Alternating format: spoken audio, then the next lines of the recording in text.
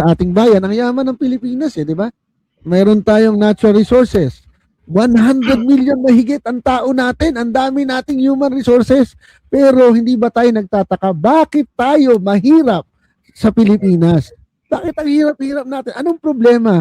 Ang problema dito, una, siyempre, kulang tayo sa tamang pamamahala, yung ating agrikultura, yung ating industriya na naiwan na tayo dekada-dekada, at siyempre, paulit-ulit nating binoboto itong mga tao na hindi naman tayo talaga pinapaunlad. Kundi ang pinapaunlad ay yung mga malalaking negosyo, yung mga mayayaman, lalong yung mayaman, samantalang yung mga karaniwang tao ay lalong naghihirap.